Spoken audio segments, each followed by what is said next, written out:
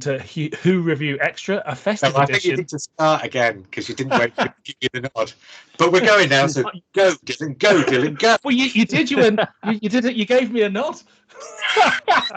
Just not the nod I was expecting. Anyway, fantastic way to start stuff. You're listening to Who Review Extra, the festive edition, and for the next 30 or 40 minutes, we're going to be talking about the Christmas miracle that is Torchwood Miracle Day. Hello, What? What? I don't. This is not what I. You don't have to. Hello, I'm Dylan. I'm John. And I'm JR. Excellent. So I forced you both to revisit Miracle Day. What an exciting adventure that has been, I'm sure. Maybe we've learned to love it. Maybe we loved it at the time, but I'm assuming we all saw it go out live. So I guess, first of all, JR, what did you think of it at the time, and has your opinion changed? Well, here's the great thing about this is that we covered Torchwood Miracle Day on the Blue Box podcast, so I haven't rewatched it. I don't intend ever to rewatch it, and I'm in for the rest of this conversation because it was shocking. No, I have rewatched it. I haven't re-listened to the. I'm pretty sure we covered it on Blue Box. We must have. I don't know if we've covered it weekly. I think maybe we did a roundup at the end. As I recall, I didn't much like it, but there were things that I did. And I think some of the things I did weren't necessarily the things that the sort of rest of Doctor Who fandom were enjoying. So maybe we'll dig into that a little bit. But yeah, there were 2 or 3 episodes where I thought, actually, this could have been something really good. But a lot of it I just found kind of confusing. And when I say confusing, I don't mean in terms of the story beats, but I mean in terms of the story choices. Yeah. So yeah, I really didn't like it at the time. I found the first few episodes quite good, and then it dropped off a cliff. Revisiting it, I thought there were some very nice and very interesting ideas, and there is a version of this that works, but it's not this version. So my opinion hasn't changed. What about you, John? Yeah, I think it's got the sort of big idea that you can get a series like this. You could probably get a Walking Dead type series out of it if you're going to extend it. So it does have that kind of setup where you could extend it. But it's quite a nice 6-episode miniseries, elongated into 10 episodes of, well, of filler. Filth. Well, yeah. In fact, this is the least filthy of the Torchwood series, so there isn't an awful lot of filth here. There's a bit. Well, yeah, the Barrowman in 1927 or whatever it is. Yeah, but he sets up some really good stuff. That's a nice bit of story. Well, I say he. Russell T Davies is in charge, but he only actually writes 2 episodes. First and last, yeah. But yeah, there's some really nice setup for stuff in the middle. But then it's where it goes after that, and the story choice of where you're going to take it to sort of. Yeah, I always got a feeling it's RTD going to America, and it's RTD versus America, because he wants to examine what makes it all tick. The various institutions that kind of conflict and contrast. I also think it might be a bit of RTD versus American, the studio system there. Like, this does feel like perhaps there's a lot of producers, executive producers, a lot of different organizations going, this is what we want this to be. And as a result, we kind of get this weird hybrid of the Torchwood we knew is present only in a couple of characters. And then we've it's basically like CSI or a really bad 24 ripoff or something like that, just sort of smashed together with Torchwood. So I guess the hybrid of the American versus the Welsh side of the hybrid. Yeah, sorry. Do we think that the Torchwood characters work within this American world? No, because they're Eve Miles and John Barrowman. They're awful. Yeah, that's what kind of one of the things that kind of sinks it is that contrast between the two. You've got the Wales versus America and the flipping back and forth between the two before you bugger off to Shanghai and Buenos Aires. Yeah. I think on that, they're not leads. They're not leads, are they? Yeah, on the point that John's making, you bring in these American actors and this is essentially an American version of the program. But what you do is you make the American actors defer to the two British actors, but you don't write anything into either of those two characters that gives the rest of them, the American characters, a reason to defer to the British characters. Oh, yeah. So it's like these two children, they're like adolescents running around. They're old school Torchwood. I did sit there going, everybody keeps referring to Torchwood as like this weird, almost mythical organization.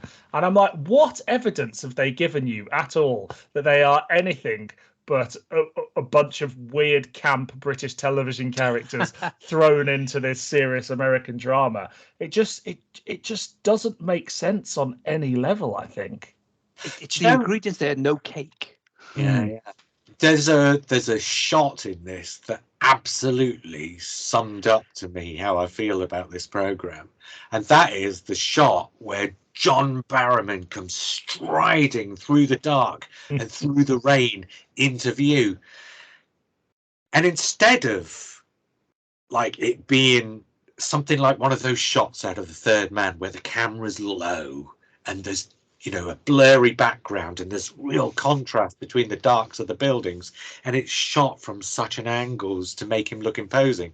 Instead, and Dylan, you work in TV and film, so you'll know exactly, the camera is just slightly above head height, which diminishes John Barrowman rather than making him look imposing. And the camera is also slightly off center, which also has the which also diminishes the buildings as well. It just makes the buildings look badly shot. The background, because it's off center, there is no background. Yeah. And then, but the thing that really, really, really kills that shot, because that is the big, here's Barrowman introductory shot, is that it comes 2 minutes after he was already in another scene. I was just like, I think this comes after Children of Earth, which was almost Torchwood becoming this prestige primetime drama on BBC One, done in a very British way with a British cast and a Welsh cast that really helped sell this world, even with big characters like John Barrowman in it. And it's crafted by someone that cares about it, and Eros Lynn directs it. You've got this great team of writers, including Russell T Davies. And then here, you've taken these two characters, but you're not throwing them into prestige American television. This is not a big HBO drama. This is the Starz network, and the Starz, has gained some currency over the few years. But the first time I heard of Starz was definitely with this show, and so it is C-list directors and C-list support cast to a certain extent, or at least people perhaps a little past their best. Or it's genre casting, isn't it? You look at a lot of it; it's drawing from American and genre shows. Do you know what Star's other connection with Doctor Who is? Camelot by Chris Chibnall. Which I believe is Matt's favourite show, right? And he's going to cover that on here at some point. He's often waxed lyrical about it to us. I've not seen it. I heard that it was basically taken out of Chibnall's hands and completely rewritten by other people. So I'm not sure. I've heard that. I don't know if that's true, but it sounds like not a lot of Chibnall was left. I was hoping that the scene you were going for that summed it up would be the very last shot, where you've got Eve Moss and John Barrowman basically giving two different reactions in one scene. It's almost cartoon. I know exactly the one you mean. That is so weird as well. That is such a weirdly abrupt but tagged on ending. And yet, clearly, in the script, that's something that Russell T Davies wanted to be a major moment to set up the next series. But the way it's filmed is so perfunctory. It just looks like something that they accidentally forgot and had to go back, and they only had 2 minutes to get it in the can or something. Yeah, it's got big Mark Strickson and Warriors of the Deep energy, hasn't it? And that happens a lot throughout this, where you're just like, why have they made that choice? Why have they done that? But look, we've slagged it off a lot, and that's not going to stop. No, it's not going to stop. But I guess what I'm trying to get at the core of this thing is like this. I do think the story's an interesting story to tell, and there are some interesting ideas. I think Bill Pullman's character in it, even though it doesn't quite work, is probably the most interesting character in it. I think that you know, it's weirdly more relevant as sort of this conspiratorial drama, which seems more relative in our society now. But none of these elements come together to make it work. So what do we think? I don't think the script really gets to grips with any of the ideas it has. So for one example, you've got that episode, I think it's episode 4, where all of a sudden you've got the people in the masks. Yeah. The Sorrow, is it? Oh. Yeah, whatever they're called. Unconsoled. That's it. And the idea there is you've got this sort of V for Vendetta type thing going on, or like a Batman thing with the Joker, right? At the end of the Joker movie, right?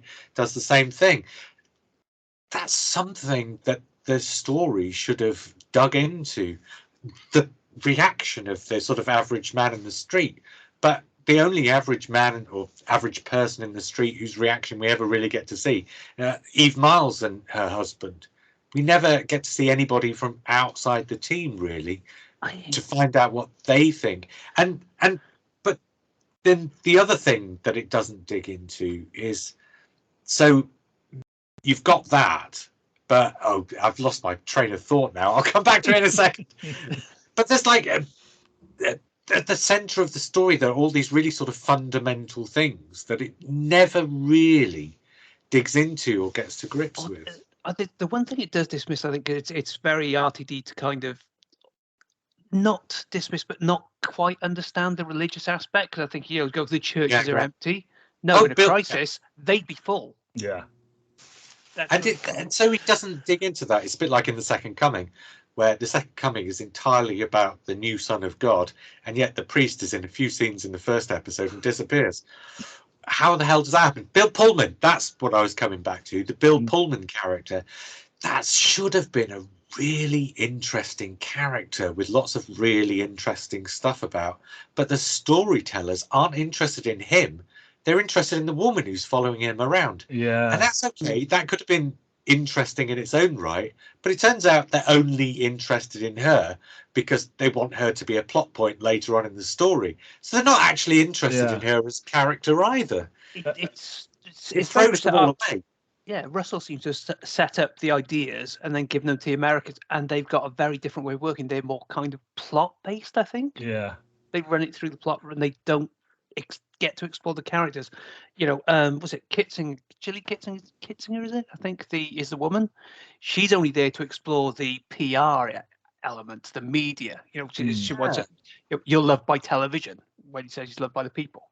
And they're kind of totems rather than characters, almost, to explore different aspects on that. So they're only of interest insofar as how they can be of use in terms of getting the main characters to where they need to be by the end of the story, really.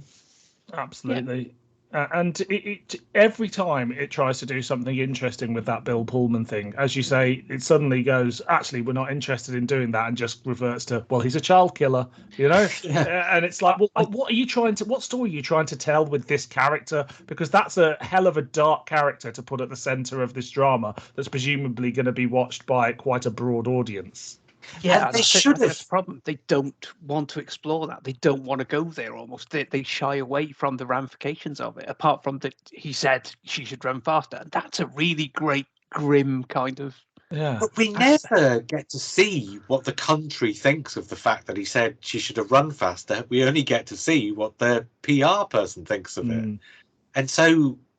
And because she's not like she comes at it as a sort of she's almost like an unreliable narrator, in that we can't trust her reactions because her reactions are tailored towards getting him to do what she wants him to do.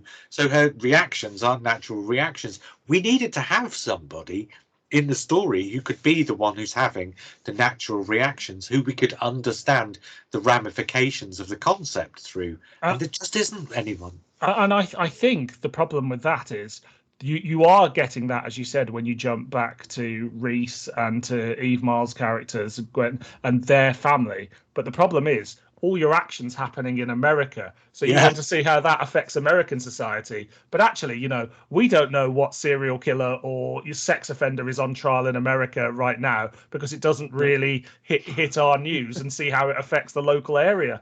So it's like that your relatable characters who are supposed to be responding to this aren't there because they're in another country and don't really give a shit about it. Theoretically, it should be the Torchwood US people who have these links. You only see, I think, the one family was it in episode 4 or so? And that's the only thing you ever get to. You get to see, I can't remember her name, the main woman in the CIA. You get to see her sister. But again, it's sort of like a really perfunctory storyline. And you keep hearing about it. But actually, that's all you ever do. You only ever really sort of get to hear about it. You don't actually get to see it. And so that doesn't work. And the other problem with sort of having Eve Miles and that as the characters through who you get to see the sort of person on the street's reaction to any of this stuff, insofar as you do, is the entire thing is programmed so that they're like, oh, they take it. You know, they take it really easily because they've seen far worse than previous Torchwood. So you don't even get to see it through them. And I don't even think you necessarily get a good idea if you're an American coming new to this, what Torchwood actually are or do. It's sort of mentioned in episode 1, but again, they're just a corny American guy and a Welsh woman who seem to be really interested in what's going on in America. It's mad, isn't it? A secret organization. That's it. And what do we think of the new recruits to Torchwood? I suppose the primary one being Mekhi Phifer, who wasn't long off his success in 8 Mile and other such films, and here he is sharing a screen with John Barrowman. See, the bad thing is everybody in this seems to have been told to overdo everything, don't they? So. Mekhi Phifer, is that how you pronounce it? Yeah, according to Eminem, yes. Right. So he's just the whole thing. He's just so over the top and overdoing everything. He strikes me like he could have given a really good performance if somebody had directed him and everybody else to tone it down. But between him and Barrowman and Miles, it's just too much. I think the problem is you've got these different styles of acting in there because obviously.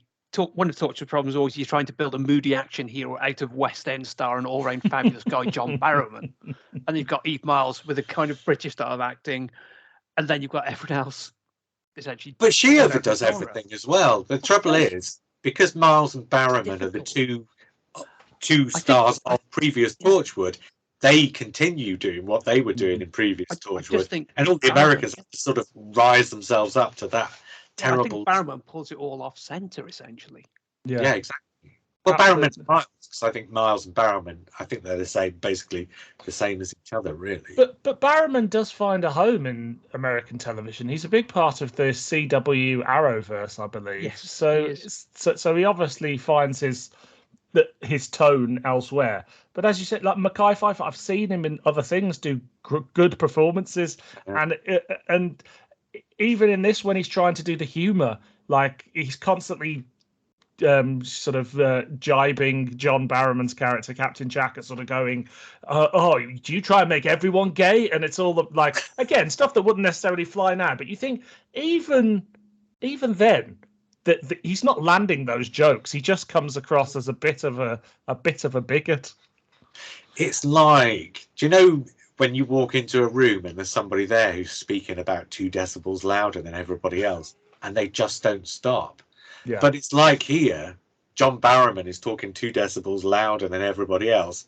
So everybody else just goes up 2 decibels. Yeah. And so he's a fast show's Colin Hunt, isn't he, in human form? Is that right? I've not seen the fast show. We should talk about things that we did like. Yes. Did I tell you the couple of things I did? One is the episode where he goes into the past, right? That works really nicely, also because of what it sets up. So I think everybody agreed first time around that was a good episode, the one good episode. John Barrowman is Jesus. Yeah. but I think it really works. Yeah, I think it gets a bit too nasty by the end, but I suppose it had to. But the other bit I really like is the sort of end of episode 5 where Vera Juarez, where she Yes, that's really she's set up as a new character, and you don't expect. And I think that's really effective. I don't like it. I don't like it when Russell T Davies does that, and he does it more and more and more, doesn't he? He does it after this in years and years, and it's the same in everything, really. Yeah. Although he does end this one with someone living rather than dying. Yeah. Which is rarity. But he does kill her off. It is a sort of. But I think it's really effective, and actually, I think that episode, rewatching it, it wasn't anything like as effective. But the first time around, when you don't know what's going to happen and you're waiting to find out what's happening, you don't know they're furnaces until that moment.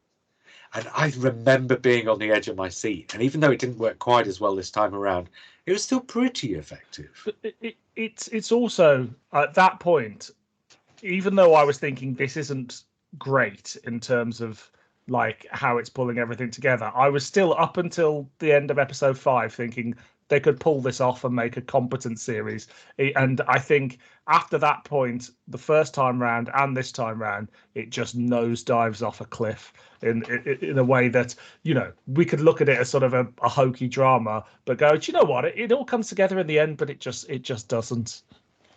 I tell you, the one thing I really like, there's an effective moment of horror in episode 4 with the televangelist, where they put her in the car and then obviously into the car crusher. And then that last shot where you're zooming through the car, that is beautiful. And the eye just moving, gorgeous bit of horror. I do think that some of the better elements are things that Torchwood has done before. So obviously, as we were saying, episode 7 and him having a love affair in the past. There's obviously that episode where he meets the real Captain Jack, who he steals his name from. And not to say John Barrowman can only have one love affair in the past as someone who's lived forever, but it felt like it was picking on that element. And then I was reminded with the Bill Pullman character of the Gareth Thomas character in the first series of Torchwood, who sort of had some historical sex crimes. And I was like, it feels like they cherry picked a couple of elements that they really liked, but obviously they've had to pull away everything else that makes it Torchwood, like all the silliness and the over the topness in everything that surrounds it. So you're just left with these two ideas, and everything else around it seems pretty sort of vacuous. But the trouble is, Children of Earth, Torchwood ceases to exist as an organisation, doesn't it? Yeah, and it doesn't. This is supposed to be setting it up to sort of recommence as an organisation, and it just doesn't. I mean, at the end of it, you've got Mekhi Phifer, and throughout you've got Esther Drummond saying, "Oh, am I a member of Torchwood now?" And they were like, "Oh, yes, you're a member of Torchwood now," or whatever. And I'm just scratching my head and thinking, yeah, no, you don't just say, "Am I a member of Torchwood?" Yes, I'm a member of Torchwood. We have to try and understand how it is an organisation and how that organisation works. It's not just a word. You need the scene at the end of Rose where there's a decision to join. Yeah. Am I going to join? Go on. Or something to understand it rather than just be told. Or Torchwood Day One, even, you know, it may not be the greatest introduction to a television series, but it tells you exactly who these people are, what they do, and your introduction is through the Gwen character, and by the end of it you go, okay, I'm in or out, but at least everything changes. Yeah, everything changes. Is that it's over those first day one's the second. Yeah, the first episode. Because of course it's right. Yeah.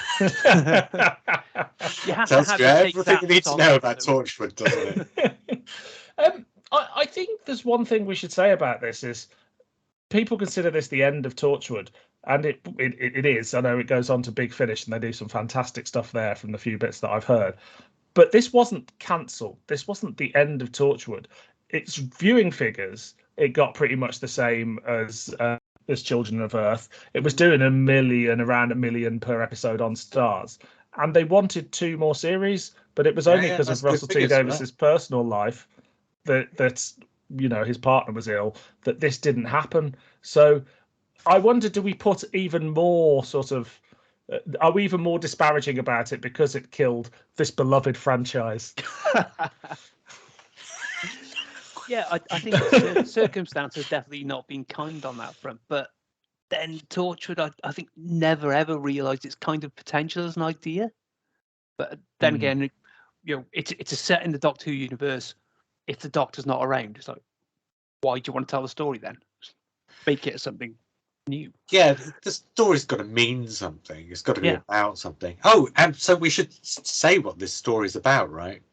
And so Russell T Davies famously has spoken often about his sort of his mother fixation, and so I think this is part of Russell T Davies's ongoing mother fixation. And what he's basically done is he's taken the moment of his birth and he's recreated it as a giant vagina in the sky. A giant double vagina, I think you'll find. Or was it? Oh yes, it's double-ended, isn't it? Because there's either side of the world. No, the vagina runs. It's a single vagina that just runs through the entire. So it's one crack. Okay. Yeah. But I mean, so that was the famous joke that everybody made about the visual representation of it when we finally got to see it in that last episode. But actually, that's not just a flippant joke that people made about the visual representation. That thing, whatever it is causing life and death and all this kind of stuff. So there is something fundamental about it. Russell T Davies has kind of gone back to that idea and made that something fundamental in the story.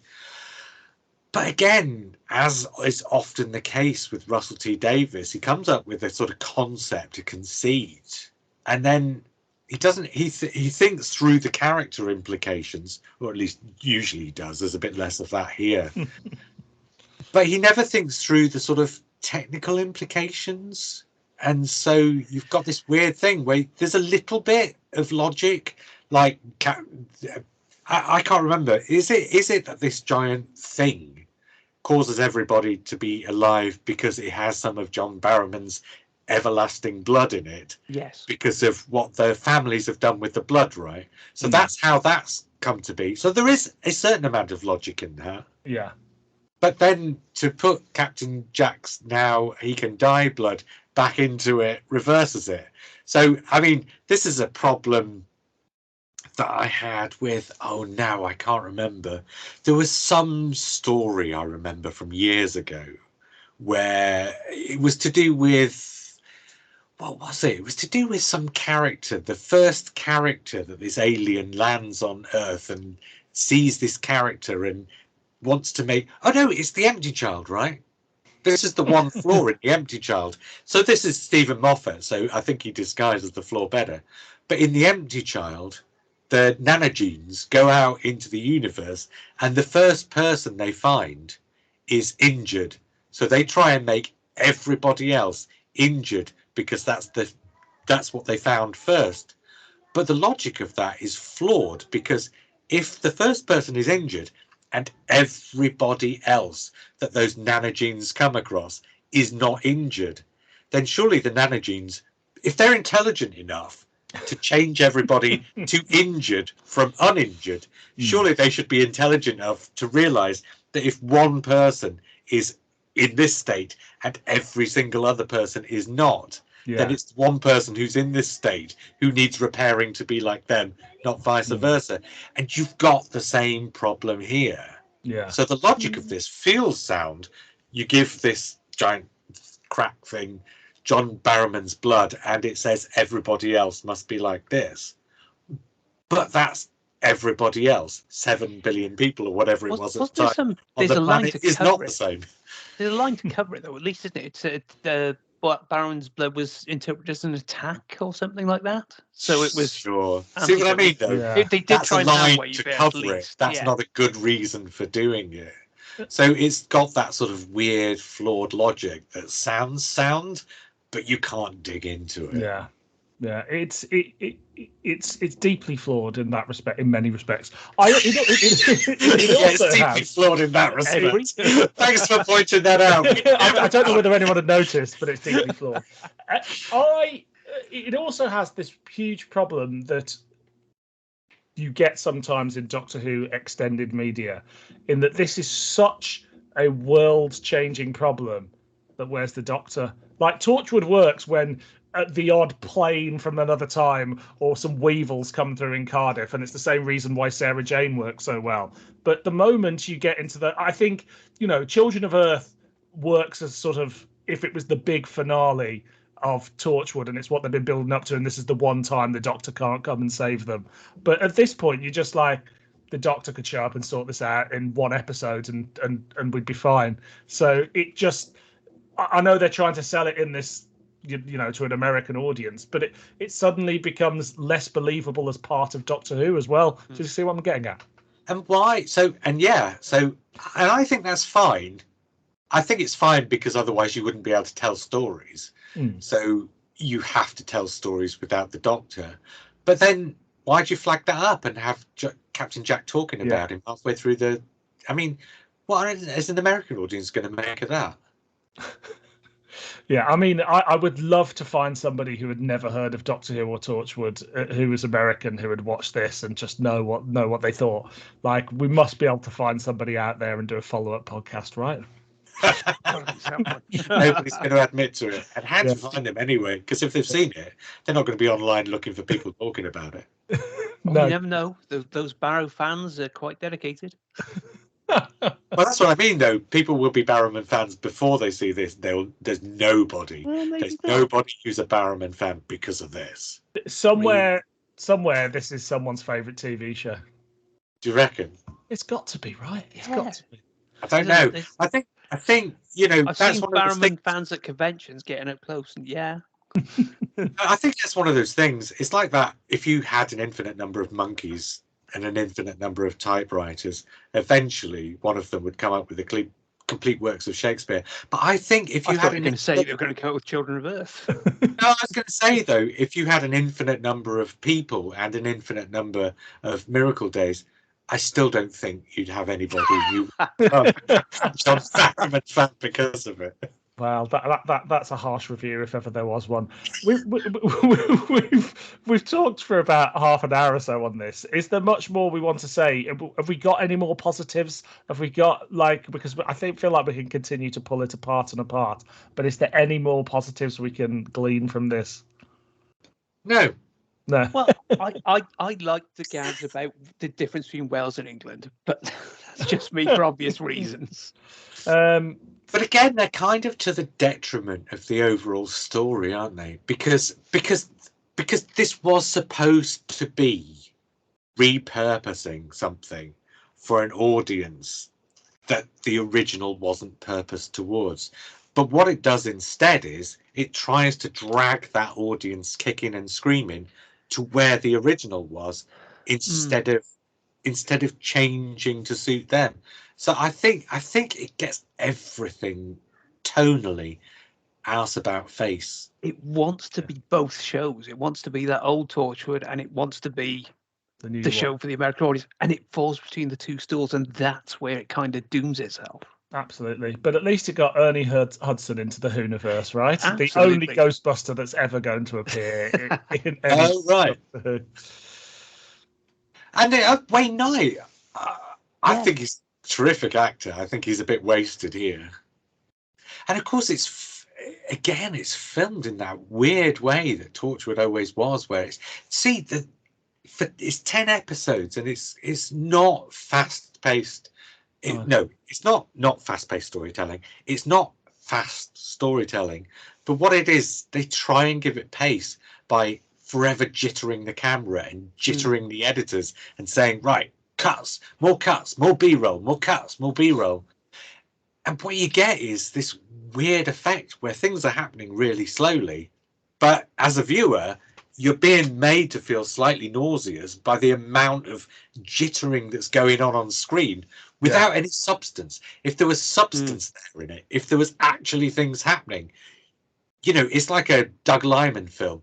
When you get into the Bourne Identity and he's got the big chase in the middle, all of a sudden the camera is everywhere, the editing's everywhere, but it's a chase sequence, so it works. The camera moves and the editing work to support the chase sequence. Here you've got the same camera moves and the same editing where people are just having a conversation sitting at a coffee table, and it's not supporting anything. It's distracting.